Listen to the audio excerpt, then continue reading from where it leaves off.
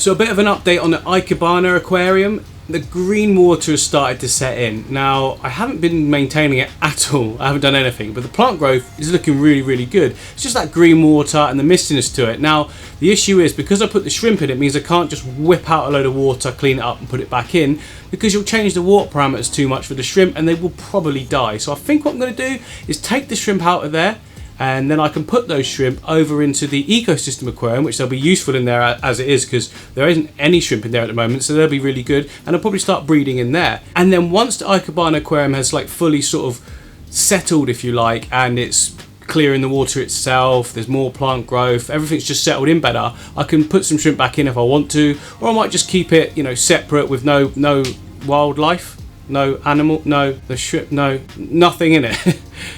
Because basically I want to treat this as like a little mini garden, if you like, a little water garden that I can just trim plants from to use in other setups.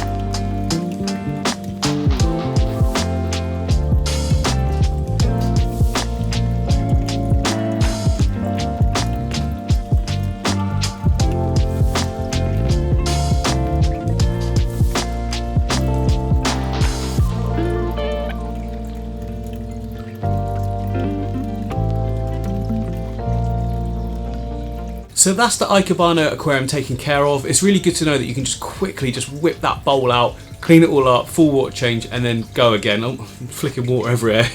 Do you even have fish tanks if your arms and hands aren't constantly soaking wet? But yeah, the main purpose of this bowl was to be able to use it as like a little garden and just take off trimmings whenever I want and replant another tank. So I'm going to be able to continue to do that now very easily while keeping the water parameters perfect.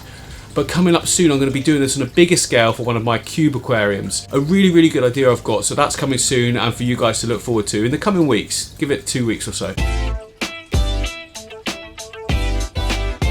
So some of you might have noticed that Pancho, my axolotl, his tank is bare bottom at the moment. There's no sand in it. Now that's because I came in one morning and noticed him spitting out a load of sand, and I thought, oh, that's a bit odd. And I noticed that he wasn't quite as buoyant as he used to be. He's starting to sink. Now you think sinking, heavy impaction of something's got stuck inside him. So I took all the sand out as a way of monitoring what's going on. Now since I've done that, there's been 2 poos, like they do little pellets if you like, where all the food is in one clean ball. You can very clearly see when they've been to the toilet.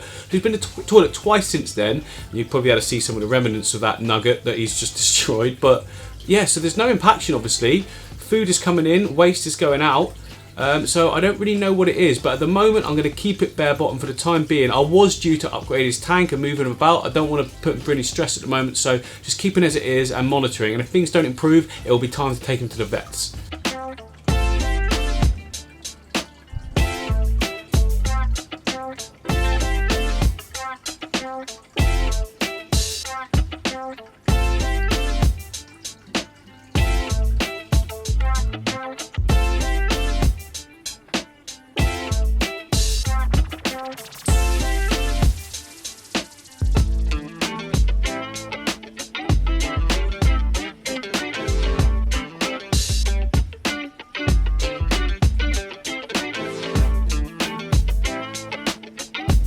So I dropped the build video for the Exoterra Paludarium like this weekend, and it's gone down a storm. Thank you guys for all your awesome comments.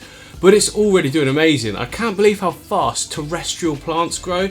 It's the devil's ivy that I've got in there. It's already shot this new sort of shoot up, and a big leaf has grown out of it already. And it's been like a week.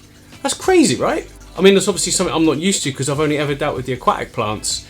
So hopefully it continues like this. It's a really nice plant as well, so hopefully it spreads sort of everywhere. I'm told it will do very quickly, so that's awesome.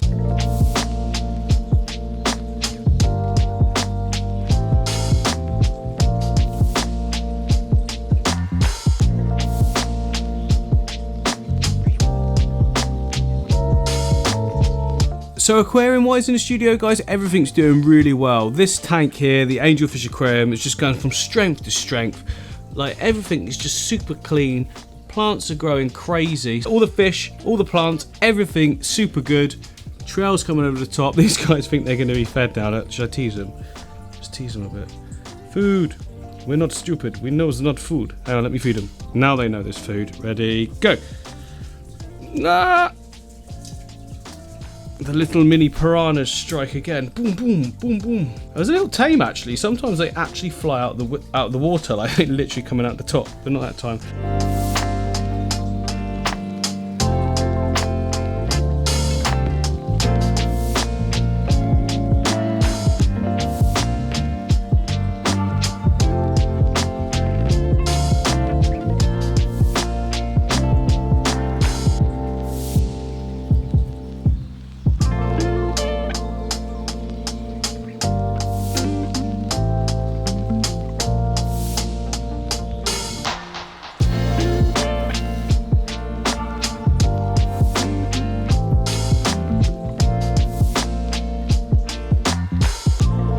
Oh, well, we can't ignore these guys, can we?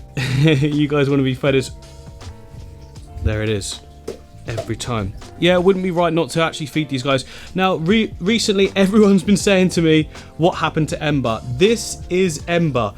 Ember did even have a little Hitler mustache, and now look, not even that. All the black on Ember is now completely gone, but he still looks absolutely amazing, I think. Anyway, I better feed them, though. They're just desperate for some food there. Whee! Let it sink, let it sink. There we go. I've been up in there feeding actually because they're all growing really well. So I just thought, you know, bigger fish, more food necessary. And I've been doing that, what I just did there, several times a day now. This plant at the back as well, look at it. It's going absolutely nuts. I love it. It's so green and vivid. Stunning plant. I'll leave what it is. Well, help if I keep forgetting to focus. Sorry guys. But yeah, that looks really good. This tank's going from strength to strength. This tank's going from strength to strength. The green Rotala rotunda foliage is getting taller and taller. We're almost at the top now. It's going to need a big trim back soon. The whole point of this tank was to keep everything low, but you know me, I like to let everything grow as much as possible.